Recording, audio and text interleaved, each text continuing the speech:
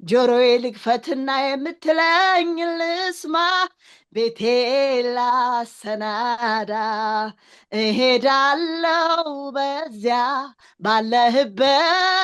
ባለህበት ቃል በሚወራበት ለነፍሴ ክሳት የሆነው ቃል ሲመጣ ሰውነቴን አጠነከረው እሄዳለው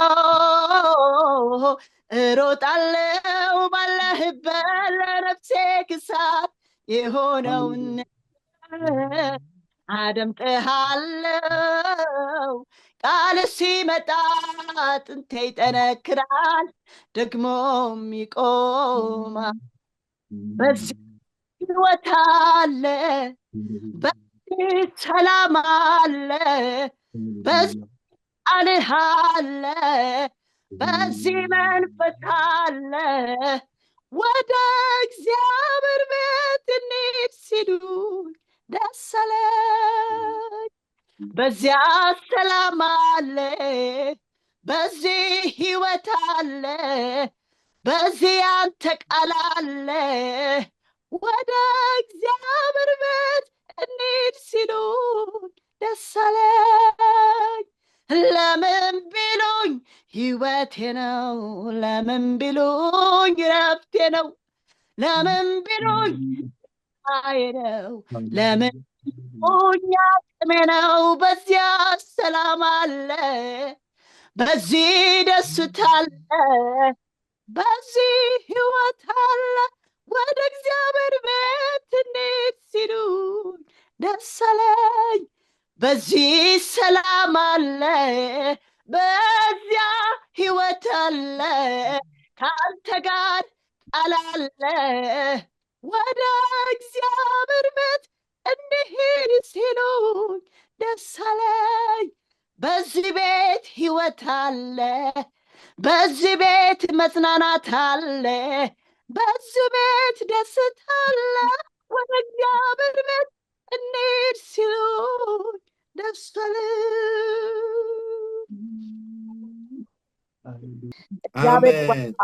ሁላችሁንም ተባረኩ እግዚአብሔር አምላክ ይባርክሽ ተባረኪ ጌታችን ዘማሪት ሰላም ባለፈው ጳውሎስ ወደ ጢሞቴዎስ የላከውን የመጀመሪያውን መልእክት ማየት ጀምረን ነበር ማለት ነው ባለፈው ሳምንት ያየን ምዕራፍ 2 ላይ ያለውን ክፍል ነው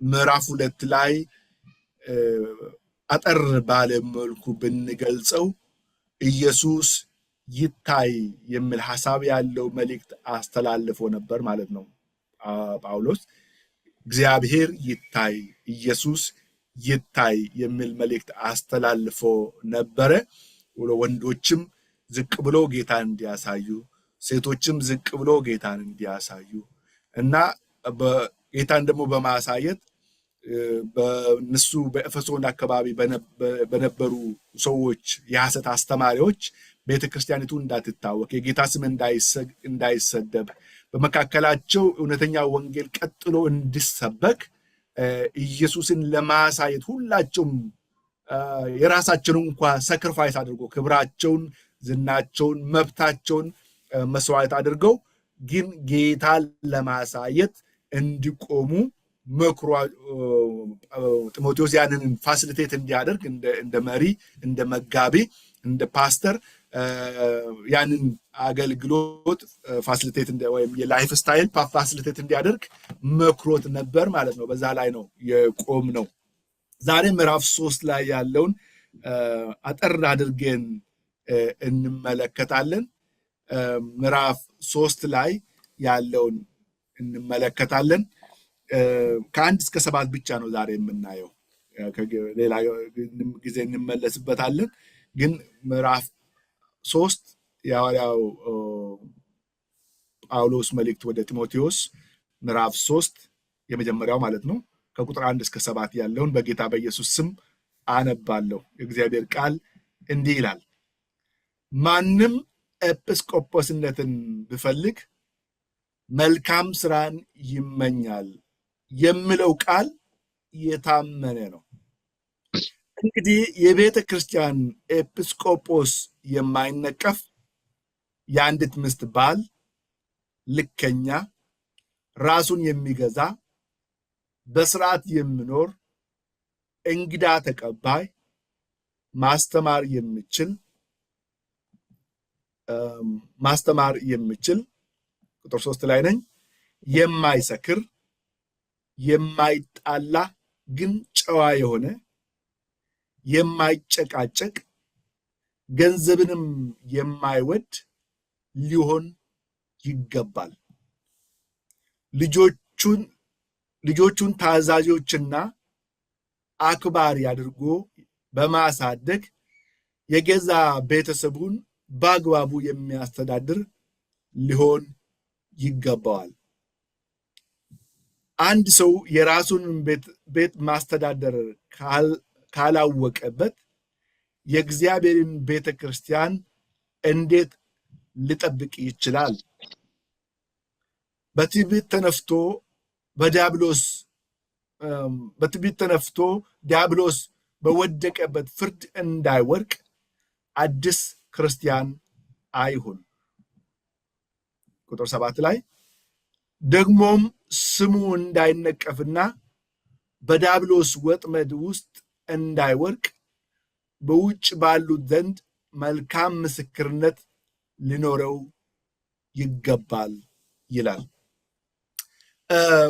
እንግዲህ ሐዋርያው ጳውሎስ ይህንን መልእክት ሲጽፍ ማለት ነው። ይሄ ክፍል ብዙ ጊዜ የምነበበው ምናልባት እንደዚህ መጽሐፍ ቅዱስ ጥናት ምናምን ካልሆነ ብዙ ጊዜ የምነበበው መሪዎች ሲመረጡ ነው። የቤተክርስቲያን ሽማግሌዎች ሲሾሙ፣ ፓስተሮች ሲሾሙ፣ ቄሶች ሲሾሙ፣ ወንጌላውያን ሲሾሙ፣ ሰዎች ለአገልግሎት ለቤተክርስቲያን አገልግሎት ሊወጡ ሲሉ ይሄ ቃል ይነበባል አይደል እንዴ? ብዙ ጊዜ እንደዛ ነው። አብዛኞቻችን ለሰዎች ብለን ነው እስካሁን እየሰማ ነው።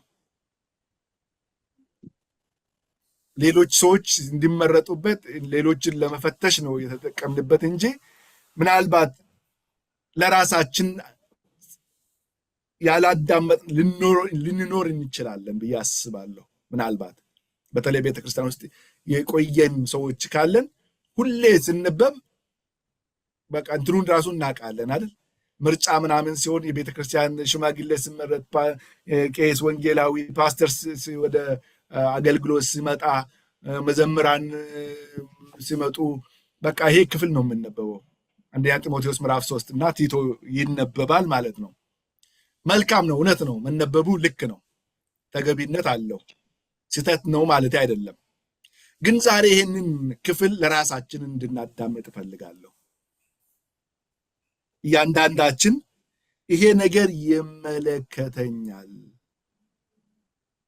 እኔም የጌታ አገልጋይ ነኝ፣ የጌታ ሎሌ ነኝ ብለን ለራሳችን እንድናዳምጥ ይፈልጋለሁ። ጌታ ይባረክ።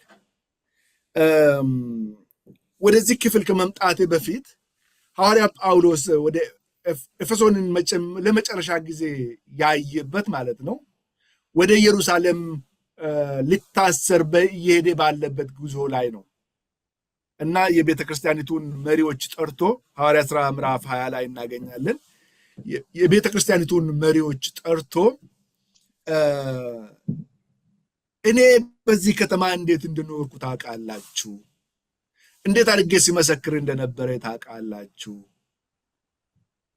በየከተማው እየተደበደብኩ እየተሰደብኩ ግን እንዴት እንደመሰከርኩ ለሰዎች ሲመሰክር እንደነበረ፣ ስደት እየደረሰብኝ በአይሁዶች መከራ እየደረሰብኝ እንዴት እዚህ ከተማ ውስጥ ሳገለግል እንደነበረ ታውቃላችሁ ይላቸዋል። እያንዳንዱ ቤተክርስቲያን ውስጥ ያለው ሰው ዝም ብሎ በድንገት የመጣ አይደለም። እያንዳንዱ ላይ ዋጋ ተከፍሏል። እያንዳንዱ ሰው ዋጋ አለው። እኔም ያገለገልኩበት ሰማይም ደግሞ የሚያይበት በእግዚአብሔር ፊት ዋጋ ያለው ሰው ነው፣ ህዝብ ነው፣ መንጋ ነው ያለውና የእግዚአብሔር ህዝብ ማለት ነው። ይሄንን የእግዚአብሔር መንጋ ብሎ መሪዎችን ጠርቶ ለመንጋውና ለራሳችሁ ተጠንቀቁ ይላል። ይህንን በምዕራፍ 20 ላይ እናገኛለን ማለት ነው። የሐዋርያት ሥራ ለመንጋውና ለራሳችሁና ለመንጋ ቁጥር 8 ላይ ለራሳችሁና መንፈስ ቅዱስ ኤጲስቆጶሳት አድርጎ በላዩ ለሾማችሁ መንጋ ሁሉ ተጠንቀቁ፣ በገዛ ደሙ የዋጃትን የእግዚአብሔርን ቤተክርስቲያን ጠብቁ ይላቸዋል።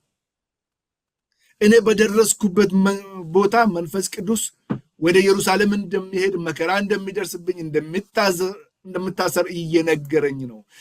እንደዛም ሁኜ ለእስራትም እየተዘጋጀው ለመሞትም እየተዘጋጀው ግን ከማገልገል አልቦዘንኩም፣ አልቆምኩም፣ አገለግላለሁ። እንደዛ ነው ያገለገልኳችሁ። አሁን ደግሞ ለእናንተ አደራ ተሰጥቷቸዋል ይሄ ቤተክርስቲያን እላቸዋል። ስለዚህ እባካችሁ ለዚህ መንጋን ተጠንቀቁ፣ ለራሳችሁም ተጠንቀቁ። እንደ ክርስቲያን ለራስ ነው መጠንቀቅ መጀመሪያ አይደል? እግዚአብሔር እኛን ለጠራበት ከእግዚአብሔር ጋር ባለ ሪሌሽንሺፕ ውስጥ ጥንቃቄ ያስፈልጋል እንደ ክርስቲያን። ከዛ ደግሞ እግዚአብሔር ደግሞ ኃላፊነቱን ለሰጠን ሰዎችም መጠንቀቅ ያስፈልጋል ማለት ነው። ለሁለቱም ተጠንቀቁ እያላቸው ነበር ማለት ነው። ለምንድን ነው ጳውሎስ እንደዛ ብሎ የምናገረው? ቀጥሎ ስናነብ እኔ ከሄድኩ በኋላ ነጣቂ ተኩላዎች መጥቶ በመካከላችሁ ሰርገው እንደሚገቡና ለመንጋው እንደማይራሩ አውቃለሁ ይላል። ይጨነቃል። ማይራሩ፣ ለመንጋው የማይራሩ ጨካኞች ተኩላዎች እኔ ሲሄድ ይመጣሉ። እርግጠኛ ነኝ መንፈስ ቅዱስ ያንን እያደረገኝ ነው፣ ያመለከተኝ ነው። ስለዚህ እባካችሁ ተኩላዎቹ ለእናንተም አይሏችሁም፣ አይተዋችሁም። እናንተንም ይጎዷቸዋል፣ መንጋውንም ደግሞ ይጎዳሉ። ስለዚህ ለራሳችሁም ተጠንቀቁ፣ ለመንጋውም ተጠንቀቁ ብሎ መክሯቸው ነበር የሄደው ማለት ነው።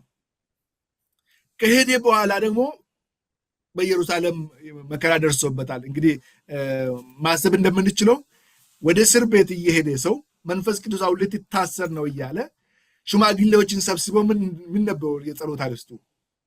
የንግግር ቶፒኩ ምንድን ነው? እባካችሁ እስር እየጠበቀኝ ነው፣ መንፈስ ቅዱስ አመልክቶኛል፣ ትንቢት ሰምቻለሁ እና እባካችሁ ጸልዩልኝ፣ ስለ እኔ ጾም ጸሎት ውሰዱ፣ እኔ አገልግያችኋለሁ፣ እባካችሁ ታደጉኝ ነበር የሚባለው። እሱ ግን እንደዛ አይደለም ያለው። ጸልዩልኝ ማለት መጥፎ ነው እያልኩ አይደለም። እኔ እላለሁ ጸልዩልኝ እላለሁ፣ መጽሐፍ ቅዱሳዊም ነው። ግን በልቡ ውስጥ እጅግ ከብዶ ያለው እግዚአብሔር የሚወደው የእግዚአብሔር ፈቃድ በምድሩቱ ላይ ሆኖ እንዲያይ ነው። የእግዚአብሔር ፈቃድ ደግሞ ባለፈው ምዕራፍ 1 ላይ ስናጠና ወደ ጢሞቴዎስ ስንመለስ ማለት ነው እንዳየ ነው የእግዚአብሔር ፈቃድ የሰዎች ሁሉ መዳን ነው ይላል። ሰዎች ሁሉ እንዲድኑ እውነትም ምዕራፍ 2 ላይ ሰዎች ሁሉ እንዲድኑ እውነትንም ወደ ማወቅ እንዲመጡ እግዚአብሔር ይፈልጋል ይላል። እንግዲህ የሰዎችን ሁሉ መዳን የሚፈልግ የሚጠባበቅ የሚመኝ ለዛም ስራ እየሰራ ያለው ፕላን እያደረገ ያለው እግዚአብሔር አለ። ደግሞ ለሰዎች ሁሉ እንዲመጡ ደግሞ መስዋዕት ሆኖ ራሱን ለሰዎች ሰውቶ በመስዋዕትነቱ ብዙዎችን ወደ ራሱ ያመጣው ቤተክርስቲያን እንድትፈጠር ያደረገው በደሙ የዋጃት ደግሞ ጌታ ኢየሱስ ክርስቶስ ነው። ይችን የእግዚአብሔር መንጋ እግዚአብሔር ሊያድናት የሚፈልገውን መንጋ ጌታ ኢየሱስ የሞተላትን መንጋ ደግሞ እንድትጠብቁ፣ እንድትራሩላቸው፣ እንድትጠቅሟቸው ደግሞ መንፈስ ቅዱስ እናንተን ኤጲስቆጶሳት ወይም ሽማግሌዎች፣ መሪዎች፣ እረኞች፣ ፓስተሮች፣ መጋቢዎች አድርጎ ሾሟቸዋል፣ አስቀምጧቸዋል። ሰማይ እንዳለ በዚህ ዙሪያ እየሰራ ነው። አብ ወልድ መንፈስ ቅዱስ በሰዎች መዳን ላይ በቤተ ክርስቲያን መቆም ላይ እየተሰራ ነው። እናንተ የዛ ፕሮጀክት የዛ የሰማይ ፕሮጀክት የአብ የወልድ መንፈስ ቅዱስ በአንድነት እየሰራ ያለው ስራ ውስጥ ገብታችሁ ነው ያለው እና ቀላል ስራ አይደለም እየሰራችሁ ያለው። ለዚህ ራሳችሁም ለመንጋውም መጠንቀቅ ያስፈልጋችኋል ይላል በኤፌሶን ላይ በሐዋርያት ሥራ ላይ ያነበብነው። ወደ ዛሬው ክፍል ስንመጣ ማለት ነው ምዕራፍ 3 ከቁጥር 1 ጀምሮ ቅድም እንዳነብኩላችሁ በሰዎቹ መካከል በዛ በተለምዶ አንዳንድ የሚባሉ ነገሮችን ጳውሎስ ኤፌሶን ውስጥ የተለመዱ ያው ክርስትና ሲለመድ የሆኑ ቋንቋዎች ይፈጠራሉ አይደል? አስተሳሰቦች በሰዎች ውስጥ ይሰርጹና ሐሳባቸው እውነት ሆኖ በኋላ ልክ እንደ ተረት ምናምን ይሆናሉ። ሰዎች ሁሉ የሚሉት ግን ከኦሪጂናል ቫሊዩ የሚነጥሏቸው አባባሎች አሉ። ባለፈው ምዕራፍ 1 ስንመለከት እንደዚህ ተመሳሳይ አባባል ብለዋል። ምዕራፍ 1 ቁጥር 15 ላይ እንዳውም ምንድን ነው ላንብበው። 1:15 ላይ ሰዎቹ የሚሉትን ጠቅሶ ነው የተናገረው። ክርስቶስ ኢየሱስ ኃጢአተኞችን ለማዳን ወደ ዓለም መጣ የሚለው ቃል እውነተኛና ሰው ሁሉ ሊቀበለው የሚገባ ነው ይላል። ስለ ኢየሱስ በተለምዶ አሁን እየተባለ ያለው በክርስቲያኖች ዙሪያ እየተነገረ ያለው ዝም ብሎ ተረት አይደለም፣ ዝም ብሎ ወሬ አይደለም። ኃጢአተኞችን ያድናል እግዚአብሔር የሚባለው ነገር የሚባለው ዛሬም በዘመናችን ይባላል። ከኃጢአት ያድነናል ምናምን እንላለን፣ ግን ምን ማለት እንደሆነ ብዙ ጊዜ አይገባንም። ከኃጢአት መዳን ማለት ምን እንደሆነ ራሱ ብዙ ጊዜ አይገባንም። ዝም ብለን ነው የምናወራው። እናንተ ላጥኑ ትችላላችሁ። ትርጉሙ ቫልዩ ማለት ነው ምንኛ ጥልቅ እንደሆነ፣ ምንኛ ክቡር እንደሆነ፣ ምንኛ ሰማይን ያንቀሳቀሰ ነገር እንደሆነ የምህረት ነገር እግዚአብሔር እኔን እናንተን ይቅር ለማለት እኔን እናንተን ከሲኦል ለማስመለጥ። አሁን ከኃጢአት ይቅርታ ማግኘት ማለት እኮ ከሲኦል ማምለጥ ነው። ከዘላለም ጥፋት መዳን እኮ ነው። እና ይሉታል፣ ግን ብዙም ትርጉሙ የላቸውም። ጳውሎስ እኔ እኮ የዛ በረከት ቀማሽ ነኝ፣ ኃጢአተኞችን ያድናል የሚባለው ተረት ብቻ አይደለም። ለኔ እኔ የኃጢአተኞች ዋና ነበርኩ፣ እኔ ላይ ሰርቷል። አም ሊቪንግ ተስቲሞኒ። ስለዚህ እኔ ህያው የሆነ ምስክር ነኝ ስለዚህ ነገር። እውነት እግዚአብሔር ኃጢአተኞችን ያድናል፣ ዓለም ሁሉ ደግሞ ይህንን እውነት ሊቀበለው ይገባል ብሎ ነበር ማለት ነው። ወደ ምዕራፍ 3 ስንመጣ እንዲሁ በእነሱ መካከል የተለመደ ሌላ ንግግር ነው የሚያመጣው። በዚህ ቦታ ደግሞ ኤጲስቆጶስነት ወይም መሪነት ለእኛ እንዲገባን ማለት ነው እንደ የቤተ ክርስቲያኑ እንደ የዶክትሪኑ እንደ የአካባቢው ይሄንን ስራ ወይም ኃላፊነት ሰዎች በተለያየ እንትን ነው የሚሰሩት፣ በተለያየ ስም ነው የሚሰሩት። አንዳንድ ቦታ ላይ የአንድ የአጥቢያ ወይም የኮንግሪጌሽን መሪ ሽማግሌዎች ናቸው፣ የበላይ እንትን ሆኖ ማለት ነው ከእግዚአብሔር በታች። አንዳንድ ቦታ ላይ ደግሞ ፓስተሮች ናቸው፣ ቄሶች ናቸው። አንዳንድ ይለያያል እንደንትኑ። ግን ስሙ ሽማግሌም ይሁን እረኛም ይባል ጳጳስም ይባል ካህንም ይባል ምንም ይባል የእግዚአብሔርን መንጋ የሚጠብቅ ጠባቂ ሰው ከሆነ ሰው እያለ ነው። ብዙ ጊዜ ምንድነው ያን የሚሉት? መልካም እኮ ነው፣ ያ ስራ እኮ ጥሩ ነው ይላሉ። ምክንያቱም ያስከብራል። ብዙ ሰዎች በቃ ብዙ ስም አላቸው፣ ዝና አላቸው። ሜይ ቢ በኤፌሶን አካባቢ እንደዛ እየታወቁ ነው ማለት ነው። አማኞች መካከል መሪዎቹ ለየት ያለ ክብር ተሰጣቸዋል መሰለኝና ሰዎች መመኘት ጀምሯል አንዳንዶች። እና ጳውሎስ ይሄ መመኘት ጥሩ ነው ይላል።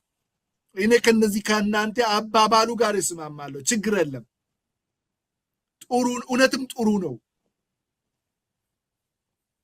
ተደብቄ ያወራው ነው እንዴ? ቅርታ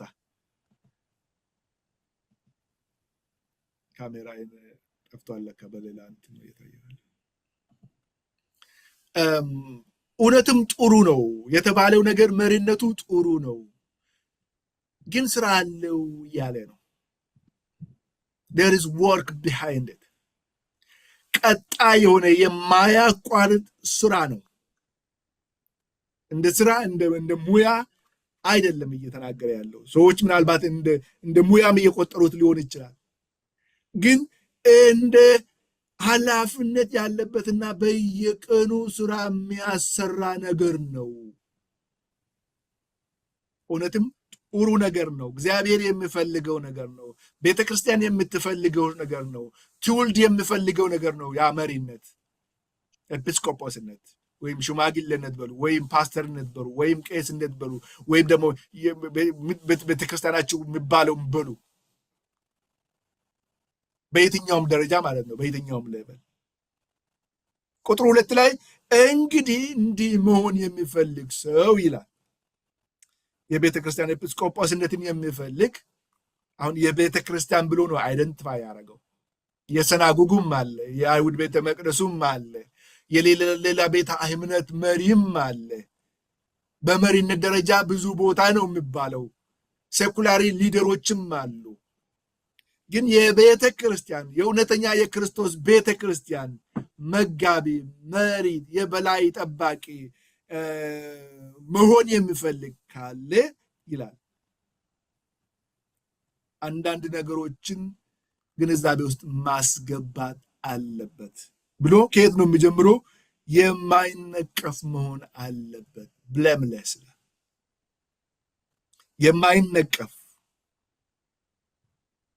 የማይነቀፍ ማለት ምን ማለት ነው?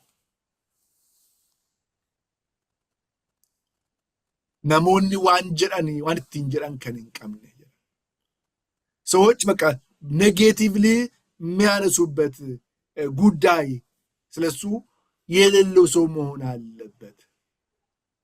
ሰዎች ሁሉ ይቀበላሉ፣ ያከብራሉ፣ መልካም ነገር ይናገሩላቸዋል ማለት አይደለም። እሱን ጳውሎስ ላይም ኢየሱስ ላይም አልተደረገም። ግን ጀኒውንሊ ሲሪየስ የሆነ ችግር ውስጥ ገብቶ ራሱ ችግር ውስጥ ገብቶ እሱ ራሱ ካደረገው ከሰራው ከኖረው ህይወት የተነሳ ሰዎች የሚነቅፉት መሆን የለበትም ነው እዚህ ላይ ያለ ያለው እና ቅድም ወዳልኩት ልመለስ። ይህንን ውስጥ ከመሄዴ በፊት ማለት ነው ለሰዎች ለራሳችን እንስማ ብዬ ቅድም ነግሬያቸዋለሁ። ይሄ መሪዎች የሚታዩበት እንደ ክራይቴሪያ የተቀመጠው ነገር ስኪል አይደለም፣ የስራ ልምድ ሙያ አይደለም፣ የልብ ነገርን ነው የሚያመለክተው። የልብ ዝግጅትን ነው የሚያመለክተው። የህይወት ኑሮን ነው የሚያመለክተው። እነዚህ ነገሮች በአንድ ቀን የሚመጡ ነገሮችም አይደሉም። በሂደት በሰው ውስጥ የሚያድጉ ነገሮች ናቸው። ልክ መሪ ሊሆን ሲል ሰው የሚሰበስባቸው ወይ የሚገዛቸው ከሱቅ ምናምን የሆነ ነገር አድርጎ በቃ ወይ የ10 ቀን ጾም ጸሎት ይዞ የሚያገኛቸው ምናምን አይደሉም። በሰው ህይወት ውስጥ የሚያድጉ ነገሮች ናቸው። ይሄ የክርስቲያኑ በሙሉ አኗኗር መሆን ያለበት ነገር ነው። ሁሉ ክርስቲያን የክርስቶስ ተከታይ ሊኖረው የሚገባ ኳሊቲ ነው። ስለዚህ ሁላችን ይመለከታል ለማለት ነው። ሁሉን ሰው ይመለከታል። ግን ወደ መሪነት ሲመጣ ሁሉን በሚመለከተው ሁሉም ሊኖረው የሚገባው እንደ ክርስቲያን ሰው ሊኖረው የሚገባውን ህይወት በዛ ላይ ፍሬ እያፈሩ ያሉና ህዝቡን ሊያበረታቱ ሊያስቀጥሉ የሚችሉ ሰዎች ፍሬ የሚታይባቸው የነዛ ነገሮች የክርስቲያንነት ህይወት ፍሬ የሚታይባቸው ሰዎች ለወደፊት ፊት ለፊት ይምጡ እያለ ነው። ሁሉም ሰው እንዲኖረው ሁሉም ሰው መኖር ያለበትን ህይወት ሁሉም ሰው ስላችሁ በክርስቶስ የዳኑ ሰዎች ማለት ነው። በክርስቶስ የዳኑ ሰዎች ሊኖሩ የሚገባቸውን ህይወት፣ ማንነት፣ ላይፍ ስታይል እየኖሩ ያሉ በመኖር ደግሞ ፍሬ እያሳዩ ያሉ ሰዎች የበለጠ ወደፊት መጥቶ ምሳሌ የሆኑ በመንጋውን እንዲመሩ ስትመርጥ ወይም ስትሾም እነዚህን ፊት ለፊት አውጣቸው ነው እያለ ያለው። ስለዚህ ሁላችንም ይመለከታል የሚለውን ለመናገር ነው። ጌታ ይርዳል። እና ዛሬ መሪ ላንሆን እንችላለን። ነገ እግዚአብሔር ወዴት እንደሚወስደን ምን እንደሚያደርገን እናውቅም። ዛሬ ደግሞ መሪዎች ልንኖር እንችላለን። እግዚአብሔር ደግሞ ከኛ የሚፈልገው ነገር ማወቅ አለብን። ያለንን ኳሊቲ መጠበቅ አለብን። የሌለን ከሆነ ደግሞ በእግዚአብሔር ቃል ሚዘን ራሳችንን እያየን ወደዛ ለማደግ ለመማር መዘጋጀት አለብን ማለት ነው። ስለዚህ ሁላችንንም ይመለከታል ይህ ክፍል። ለዛ ነው ደግሜ የምናገረው።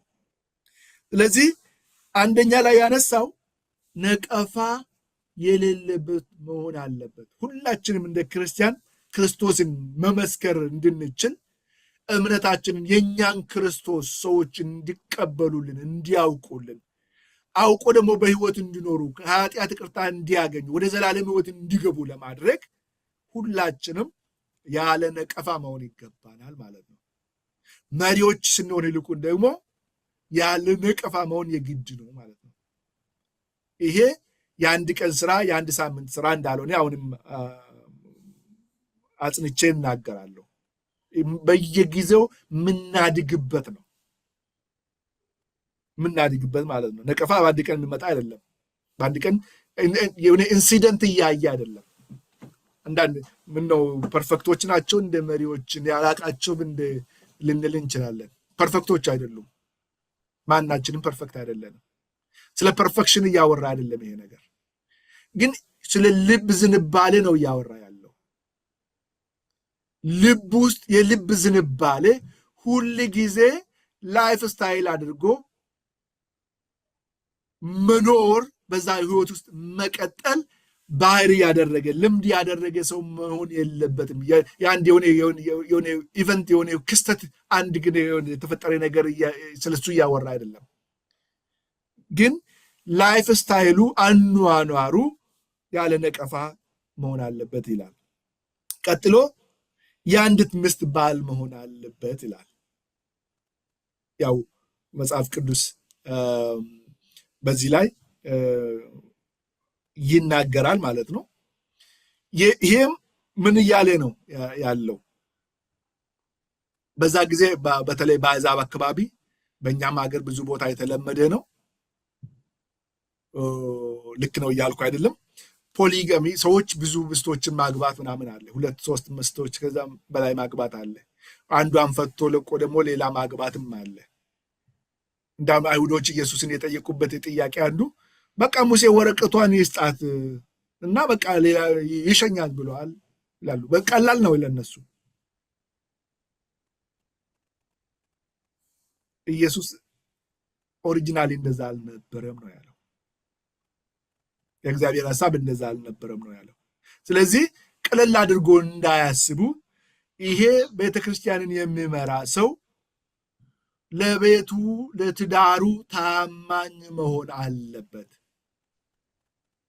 ስለዚህ ታማኝነትን ይጠይቃል ማለት ነው። ይሄ ደግሞ በሂደት በየጊዜው የሚታይ ነው። በአንድ ቀን የሚታይ አይደለም። አዎ አንድ ቀንም ይታያል፣ ግን ቀጣይነት ያለ ነገር ነው። ወደ ጌታ ኢየሱስ ክርስቶስ ከመጡ በኋላ የሚኖሩት ኑሮ ክርስቶስን የሚያሳይ እንደ ክርስቲያን ክርስቶስን የሚገልጥ መሆን አለበት ነው እና የአንዲት ሚስት ባል መሆን አለበት። ምክንያቱም እንደዛ ሲሆን ነው ለሌሎች ምሳሌ ሊሆን የሚችለው ይላል። ሌላ ደግሞ ሌላ ነገር ፖይንት በዚህ ላይ ላስገነዝባችሁ እወዳለሁ። በዚህ ላይ የተጻፈ ያለው ሳምንት እንዳየነው በሰዎቹ በኤፌሶን ኮንቴክስት ነው፣ በእነሱ አውድ ነው እየተጻፈ ያለው። ያኔ በነበረው ባህል፣ ያኔ በነበረው ልምምድ ብዙ ጊዜ የሊደርሺፕ ሮል የሚጫወቱ ወንዶች ናቸው ያው በምዕራፍ 2 ላይ ባለፈው አይተናል። ስለዚህ እሱ ብሎ ነው የምናገረው። አሁን እኛ ዛሬ ባለንበት ኮንቴክስት ደግሞ ሴቶችም መሪዎች አሉ አይደል? ሴቶችም ፓስተሮች አሉ፣ ቄሶች አሉ፣ ነቢያት አሉ፣ የቤተ ክርስቲያን መሪዎች አሉ፣ ሽማግሌዎች አሉ። እና ይሄ እዚህ ላይ እሱ ብዬ ሳነብ እሷንም አንቺንም ይመለከታል ማለት ነው። ሁላችንም ይመለከታል ማለት ነው። እና እንደዛም እንድትረዱልኝ ይፈልጋለሁ። ስለዚህ የአንዲት ሚስት ባል ስል የአንድ ባል ሚስትም ልትሆን ይገባል ማለት ነው። እንደዛም እያለ ነው ማለት ነው። ሌላው ልከኛ ይላል። ነገሮችን በልክ የሚያደርግ ለነገሮች መጠን ያለው፣ ምበላ ከሆነ በመጠን የሚበላ፣ ምጠጣ ከሆነ በመጠን የሚጠጣ፣ ምሰራ ከሆነ በመጠን፣ ነገሮችን በልክ የሚያደርግ ልከኛ መሆን አለበት። እንግዲህ ብዙ ጊዜ ነገሮችን ማማጠን አንድ በየጊዜው ልንለማመን የሚገባን ነገር ነው ማለት ነው። ኤክሰስ ነገር አስፈላጊ እንዳልሆነ ያሳያል ማለት ነው። በህይወት ውስጥ መቼም ህይወት ውስጥ አምጣ ነው ብዙ ጊዜ አይደል? ሰው አይበቃውም ብዙ ጊዜ። ኢኮኖሚስቶች እዚህ ውስጥ ካላችሁ ትምሩኛላችሁ ሲባል ሰምቻለሁ። እና ሂማን ወንት ኢስ አንሊሚትድ ሪሶርስስ ሊሚትድ ይላሉ። በቃ ወንቱ ብዙ ነው። ስለዚህ ወደ ኒዱ ፎከስ እናደርግ ነው። እና እዚህ ላይ ደግሞ ልክ በነገሮችን በልክ ማድረግ ነው። ማግበስበስ አስፈላጊ አይደለም እያለ ነው። ሌላ ራሱን የሚገዛ ይላል። ራስ መግዛትም በብዙ መልኩ ይገለጣል አይደል? ራስ መግዛት ኢሞሽናችን ሊሆን ይችላል፣ በንዴት ውስጥ ሊሆን ይችላል፣ በደስታ ውስጥ ሊሆን ይችላል። ግን ራስን መግዛት፣ ስሜታችንን መግራት አስፈላጊ እንደሆነ ይናገራል። ይሄ ለሰው ሁሉ ነው የሚያስፈልገው። ይልቁንም መሪዎች ያንን እንዲኖራቸው ጳውሎስ ለጢሞቴዎስ ይመክረዋል ማለት ነው። ባዘዌ ይሄንም ሁሉ ጳውሎስ ሲናገር ጢሞቴዎስ በኤፌሶን ስላለ የሐሰት ትምህርት እዛ አካባቢ ያለውን የሐሰት ትምህርት ቻሌንጅ እንዲያደርግ፣ ሰዎችን እንዲያስተምር፣ ከሐሰት ትምህርት እንዲጠብቃቸው በዛ ስላለ ምናልባት ቤተክርስቲያኑ አካባቢ ብዙ የመሪነት ጋፖች ሊኖሩ ይችላሉ። መሪዎች መሆን የሚፈልጉ አሉ። ኤጲስቆጶሳት መሆን የሚፈልጉ አሉ። ሽማግሌዎች፣ ፓስተሮች መሆን የሚፈልጉ አሉ። ፈላጊዎች አሉ። ግን ያንን ፉልፊል የሚያደርጉና መንጋውን ከክፋት የሚጠብቁ ምሳሌ የሆኑ መንጋውን የሚመሩ ሰዎች ብዙ ላይሆኑ ይችላሉ። ስለዚህ ሰዎችን ለሱ ለመመልመል፣ ለማዘጋጀት፣ ለመምከር እንደ ክራቴሪያ እንዲጠቀምባቸው ነው ይህንን የጻፈ ብዬ አስባለሁ። ወይ ደግሞ እንደዛ መልካም ያልሆነ መሪዎች ለመንጋው የማይራሩ መጣሉ ያለው ሐሰተኞቹ ተቆጣጥሮ ሊሆኑ ይችላሉ። በዛም ክራቴሪያ ደግሞ እንዲለያቸውና እንዲያስተምራቸው እንዲያስጠነቀቃቸው ሊሆን ይችላል ማለት ነው። የሚመጡትንም ለማዘጋጀት ያሉትንም ለመግራት ማስተካከል ያለበትንም ለማስተካከል እንድመች መመሪያ ነው እየሰጠ ያለው ማለት ነው። ስለዚህ ሁላችን እነዚህ ውስጥ የተጠቀሰውን የእግዚአብሔርን ቃል እየተለማመድን እያደግንበት ከመጣን እግዚአብሔር ነገ እኛን ለምፈልገት ማንኛውም አገልግሎት ዝግጁ ሆነን እንገኛለን ማለት ነው። ምክንያቱም ቅድም እንዳልኳችሁ በአንድ ቀን የሚሰራ ስራ አይደለም። ያለ ነቀፋ መሆንም፣ የአንዲት ሚስት ባል መሆንም፣ የአንድ ቄሳ መሆን ስራ አይደለም። በፈተና ውስጥ ማለፍ ያስፈልጋል። ብዙ ነገሮች አሉ አይደል? ታውቃላችሁ ሁላችሁም ብዬ አስባለሁ። ከዛ ደግሞ በስርዓት የምኖር ይላል። ስርዓት እንግዲህ ነገሩ መሪነት ምሳሌ የመሆን ነገር ነው እንጂና እመራሃለሁ መሪ ነኝ ተከተለ መባል አይደለም። ባይዘወይ መሪነት አንዳንድ ሰዎች የመሪነት ስም አላቸው፣ ግን they are not leaders። አንዳንዶች ደግሞ የመሪነት ስም የላቸውም። እንደ መሪ ማንም ሪኮግናይዝ አያደርጋቸው፣ ግን በህይወታቸው መሪዎች ናቸው። በቤተሰብ ውስጥ እንደዛ አሉ። በቃ ሰው ትልቁ እያለ አባት እያለ ሜቢ ታናሽ ወንድም ሊሆን ይችላል፣ ታላቅ ወንድም ሊሆን ይችላል። ቤተሰብ እሱን ነው የሚከተለው።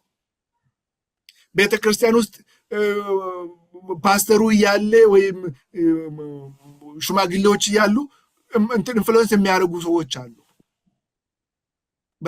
ምሳሌ የሚሆኑ ሰዎች፣ በህይወታቸው ምሳሌ የሚሆኑ ለጸሎት የሚያነሳሱ ሰዎች እንዲጸልዩ የሚያደርጉ በጸሎት የሚመሩ።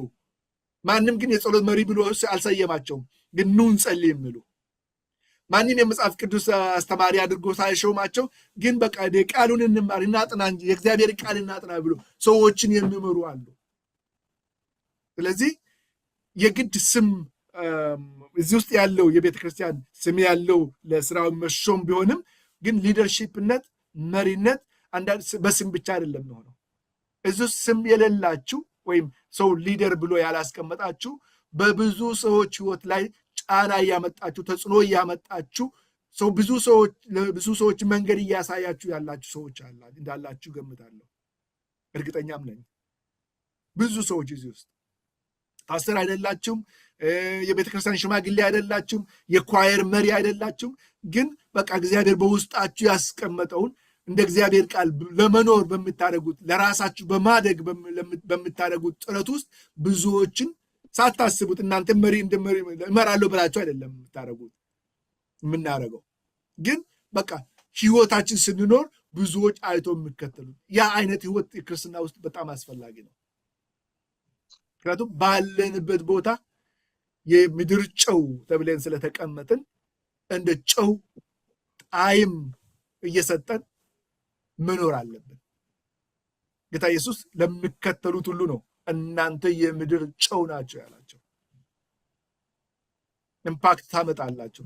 ጳውሎስ ደግሞ ሌላ ቦታ በቃ ሽታ ያለን ነው ለሚድኑት የህይወት ሽታ፣ ለሚሞቱት የሞት ሽታ እንሸታለን ይላል በደረስንበት። ስለዚህ በቃ ለሰዎች ሽታ አለን። መልካም የምናደርግ ከሆነ በመልካም አትራክት የማድረግ ሊድ የማድረግ የመምራት የመሳብ ወደ ጌታ የማምጣት ሽታ እንሸታለን ማለት ነው። ካልሆነ ደግሞ በኔጌቲቭም እንደዛ ሊሆን ይችላል።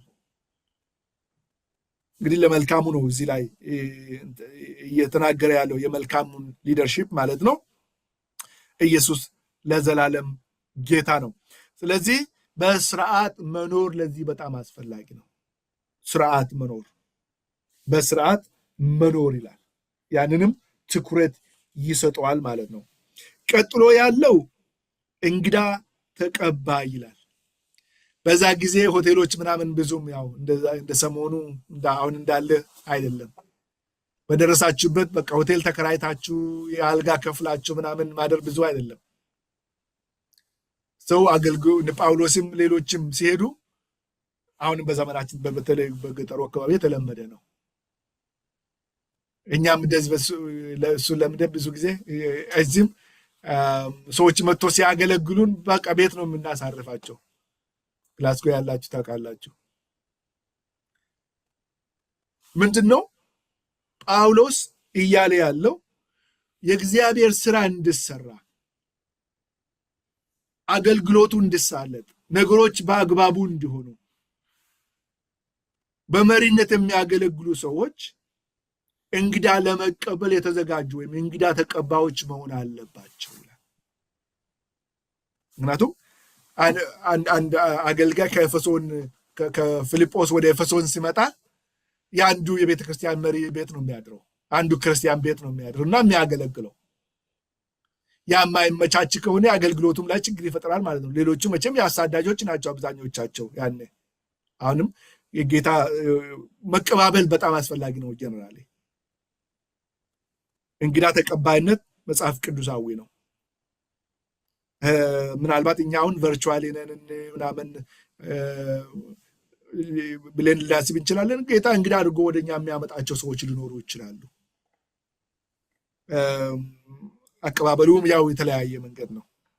ግን እንግዲህ መሪ የሚሆን ሰው እንግዳ ተቀባይ ነው። እንግዳ ተቀባይነትን በአንድ ቀን የሚመጣ ልምድ አይደለም።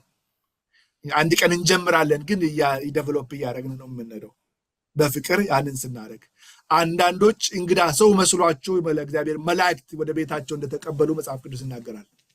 እና አብርሃም እኮ ወደ እግሮቻችሁን ታጠቡ ብሎ መላእክቶቹን ሲቀበላቸው ሰዎች ናቸው የመሰሉት።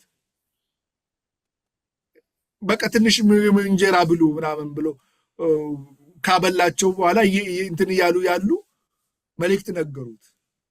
የዛሬ ዓመት ሳራ ወንድ ልጅ ትወልዳለች አሉ። አላወቀም መጀመሪያ ላይ።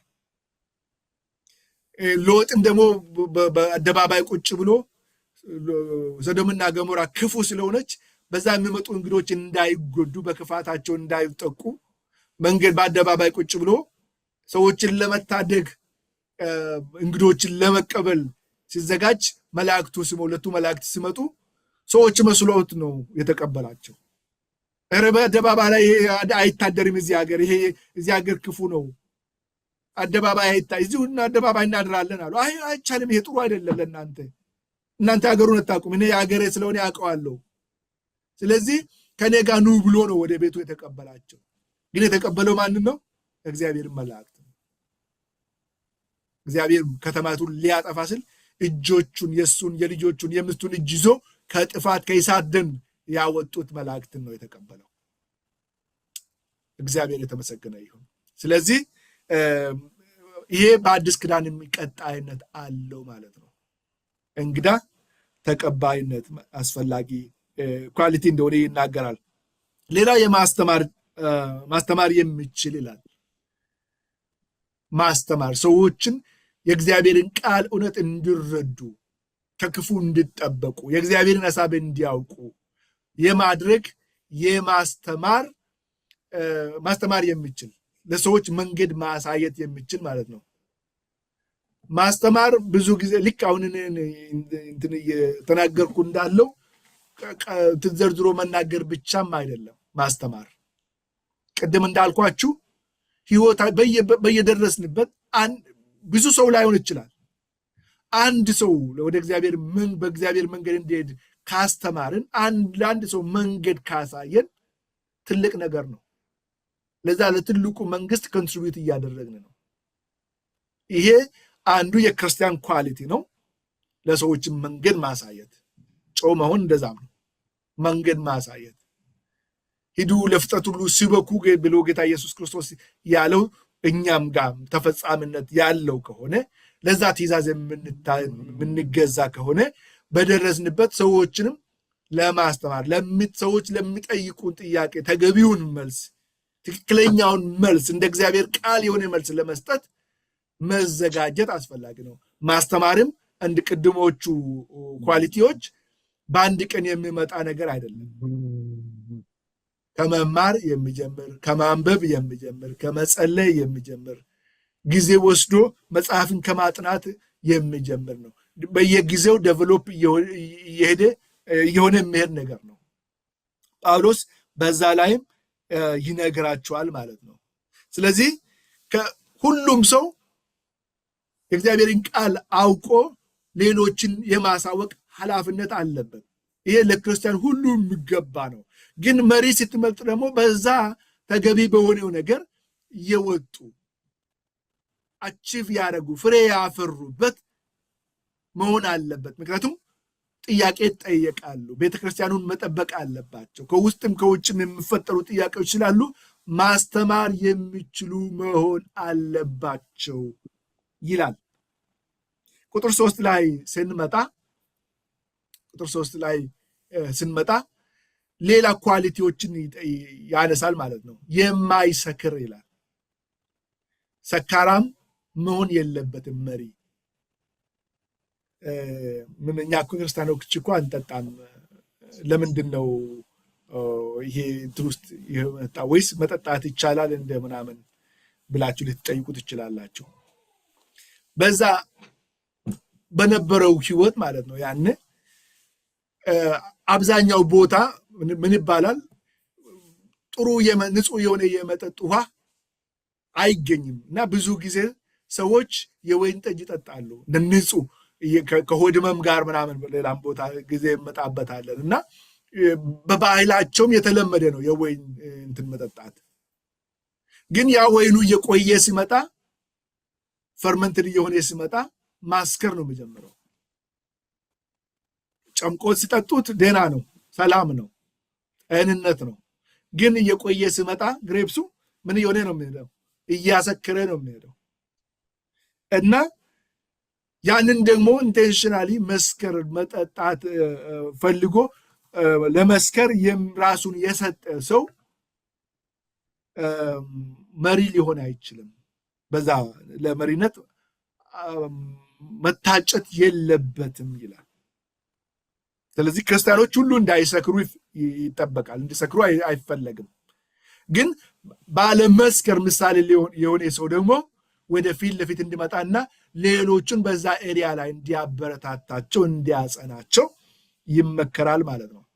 ኦኬ እንግዳ ከሆነ ስኔ ከዛሬ ጀምረ ትንሽ ትንሽ ሊጠጣ እንዳትሉት።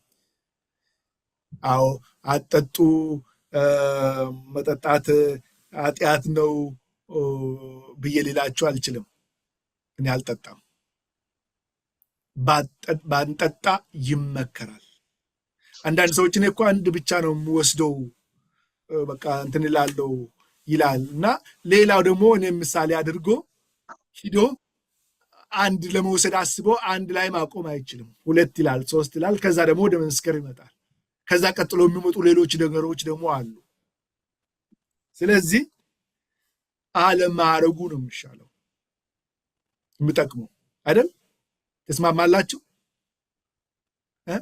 አለማድረጉ ጳውሎስ ስጋ ሁሉ የተፈቀደ ነው አለ። ሁሉ ነገር ማድረግ ይቻላል፣ ግን ሁሉ ነገር አይጠቅምም ይላል። ሌላ ቦታ ደግሞ ስጋ መብላት ወንድሜን የሚያሰናክል ከሆነ ለዘላለም ስጋ አልበላም። ስጋ ቀርቶብኝ ወንድሜ በእግዚአብሔር መንግሥት ውስጥ ማግኘት ይሻለኛል። ስጋ ቀርቶብኝ በቃ የኔ ምርጥ ምግቡ ከሆነ ማለት ነው። በቃ በጣም የምፈልገው በቃ አገኘው የምለው ምግብ ቀርቶብኝ ለዘላለም ነው። ለአንድ ቀን ለሁለት ቀን አለም ከናካተው ቀርቶብኝ እኔ ግን ወንድሜን በእግዚአብሔር መንግሥት ውስጥ ባተርፈው ይሻለኛል ነው። እግዚአብሔር ይርዳን። ስለዚህ ስለ መስከር የለበትም ይላል። የማይጣላ ግን ጨዋ የሆነ ይላል። ክርስቲያኖች ሁሉ እንድንጣላ አይፈቀድም።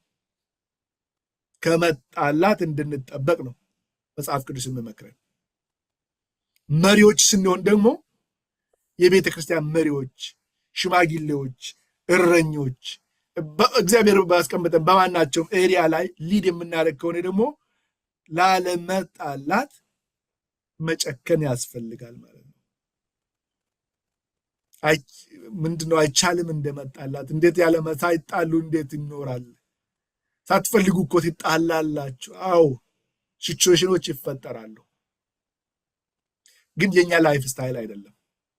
መርጠን እንደ ላይፍ ስታይል ወስደን በመጣላት አንኖርም። እግዚአብሔር ይርዳን።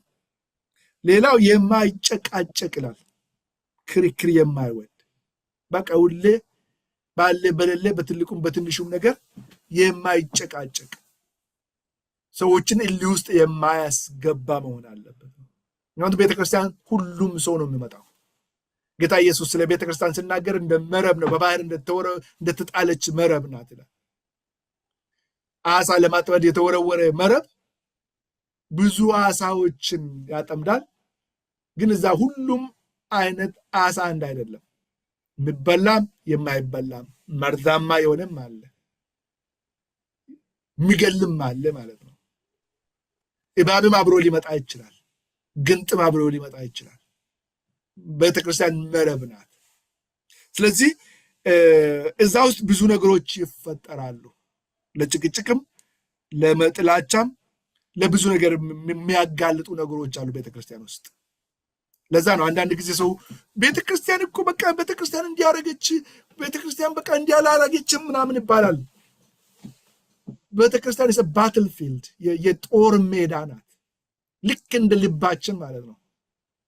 ብዙ በቃ ሁሉም ነገር የሚመጣበት ነው። ኃጢአተኛ የተሰበሰበበት ቦታ ነው ቤተክርስቲያን። ጌታ ኢየሱስ ያስፈልገኛል፣ በዚህ ከሄድኩ እኔ እሞታለሁ፣ ይጠፋለሁ፣ ሲኦል ይገባለሁ እና መኖር አለብኝ ብሎ ደካማው ኃጢአተኛው በቃ ሸክም የበዛበት የመጣ እና የተሰበሰበበት ቦታ ነው። ግን እነዛ ሸክሞች ደግሞ መራገፍ አለባቸው። they are not our lifestyle። ተሸክመን ነው የምንመጣው። ይዛችሁ ነው ብሏል ጌታ ኢየሱስ። ይዘን ለመቀጠል ግን አንፈልግም። ግን ሁሉም ሰው ደግሞ እኩል አንድ ቀን አይራገፍም። በሂደት ነው የምራገፈው ሸክም። ለአንዱ ቶሎ ነው የምራገፈው። ቃሉን እንደበላ ከመንፈስ ቅዱስ ጋር ኮኔክት እንዳደረገ እግዚአብሔር እንደዳው ወዲያው የምራገፍለት አለ። ሌላው ደግሞ ጊዜ ይወስዳል እና ታይም ቴኪንግ ነው ማለት ነው። ከዛ የተነሳ ብዙ ነገር ቤተክርስቲያን ውስጥ ይፈጠራሉ እና ሊገርመን አይገባም። ቤተክርስቲያን እንዳመሆን አለበት የለባትም፣ ግን ቢፈጠሩ ሊገርመን አይገባም። ቀጥሎ ያለው ገንዘብን የማይወድ ሊሆን ይገባል። ይሄማ ከዚህ ወራጅ አለ እንዳትሉኝ፣ እናንተማ አትወዱም አይደል? ገንዘብን የቤተ ክርስቲያን መሪ፣ ጠባቂ፣ ሽማግሌ፣ ኤጲስቆጶስ መሆን የሚፈልግ ፓስተር መሆን የሚፈልግ እናንተ አካባቢ ቤተክርስቲያን ውስጥ የሚባለውን የምትሉበትን ስም ማንኛውንም የሊደርሺፕ ስም ስጡት፣ ገንዘብን የማይወድ መሆን አለበት ይላል። እንግዲህ ገንዘብ መውደድ የምጠቀም አይልም። ገንዘብ ለማግኘት የማይሰራ መሆን አለበት አይልም። ግን የማይወድ የገንዘብ ፍቅር ውስጡ ያላሸነፈ ልቡን ያልሞላ። ምክንያቱም ገንዘብን መውደድ ይላል መጽሐፍ ቅዱስ ሌላ ቦታ የክፋት ሁሉ ስር ነው ይላል። ክፋት ሁሉ የሚመነጭበት የክፋት ምንጭ ነው ይላል። እና አንዳንዶች ያንን በመውደድ ከእምነት እንደጠፉ መጽሐፍ ቅዱስ ላይ እናገራለን፣ ሌላ ቦታ እናገኛለን። እና ከዚህ ይሄ ነገር ለክርስቲያኖች ሁሉ ሪከመንድ ነው። ክርስቲያኖች ሁሉ አንድ ሰው ለሁለት ጌታ መገዛት አይችልም ብሏል ጌታ ኢየሱስም በትምህርቱ። ባይዘው እኔ ከጌታ ኢየሱስ ክርስቶስ ትምህርት ጋር ይሄዳል እያልኩ ነው ብዙ ጊዜ እንትን ማነሳውና ለዛ ነው ኢየሱስን የምጠቅሰው በጳውሎስ እንትን መካከል። እና ጌታ ኢየሱስ ክርስቶስ ከዚህ ጋር የሚሄድ ነገር ተናግሯል። አንድ ሰው ለሁለት ጌታ መገዛት አይችልም። አንዱን ጌታ ይወዳል፣ ሌላውን ደግሞ ይጠላል። አንዱን ያስበልጣል፣ ሌላውን ደግሞ ይንቃል። እና አንድ ሰው ደግሞ ለገንዘብም ለእግዚአብሔርም በአንድ እኩል መገዛት አይችልም። ወይ እግዚአብሔርን ማስበለጥ ወይ ገንዘቡን ማስበለጥ አለበት ብሏል ጌታ ኢየሱስ። ስለዚህ ይሄ ደግሞ ቻሌንጅ ነው። ዴይሊ ላይፍ ውስጥ የሚያጋጥም ሁል ጊዜ የሚመጣ ነው። እሱን እግዚአብሔርን የሚባልበት ላይፍ ነው። ይሄ ሰርቼ ገንዘብ ላገኝ ወይስ እግዚአብሔርን ፈርቼ በመጠኑ ልኖር? ወይም ሜቢ ሊቸገር፣ አንዳንድ ጊዜ መቸገርም ሊመጣ ይችላል። ምርጫ ነው። ስለዚህ ሁሉም ክርስቲያን፣ ሁሉም በጌታ የዳነ ሰው ገንዘብም እንዳይወድ ተመክሯል። መሪ ሲሆን ደግሞ ያ የተሳካለትና ያ የበዛለት በዛ ፍሬ ያፈራ ሰው ያለ ፊት ለፊት እንዲመጣና ምሳሌ እንዲሆን ነው የሚፈለግ። መሪዎቻችን ሁሉ ገንዘብ የማይወዱ ናቸው ታዲያ? አላውቅም፣ አልፈርድም። ግን ቻሌንጆች አሉ። እግዚአብሔር ይርዳል። አራተኛ ላይ ፈጠን ለማለት እሞክራለሁ፣ ሰዓት በጣም ሄዷል። ልጆቹን ታዛዥና አክባሪ አድርጎ ለማሳደግ የገዛ ቤተሰቡን በአግባቡ የሚያስተዳደር ሊሆን ይገባል። አንድ ሰው የራሱን ቤት ለማስተዳደር ካልበቃ ወይም ካላወቀበት የእግዚአብሔርን ቤተክርስቲያን እንዴት ሊጠብቅ ይችላል ይላል። ይሄ ደግሞ ሊደርሺፕን ቤት ውስጥ እንማራለን እያለም ነው። ቤት ውስጥ እንለማመዳለን፣ ቤተሰብ ውስጥ እንለማመዳለን። እና ሁሉም ክርስቲያን ቤቱን በአግባቡ ማስተዳደር አለበት። በቤቱ ውስጥ ለእግዚአብሔር መኖር አለበት። ለእግዚአብሔር ማስገዝ፣ ቤተሰብ ልጆቹን መታዘዝ፣ እግዚአብሔር ማክበር፣ እግዚአብሔር መፍራት ማስተማር አለበት። በዛ ደግሞ የተሳካላቸውን ሰዎች ደግሞ ፊት ለፊት አውጡትና ይምሩና ምሳሌ ይሁኑን፣ ያስተምሩ፣ ለሌሎች መማሪያ ይሁኑ የሚል ነገር አለው ማለት ነው። ይሄ እንግዲህ ከጊዜ የተነሳ ብዙ እንትን እንጂ ብዙ ጥያቄዎችን መጠየቅ እንችላለን እዚህ ጋር በተያያዘ ማለት ነው።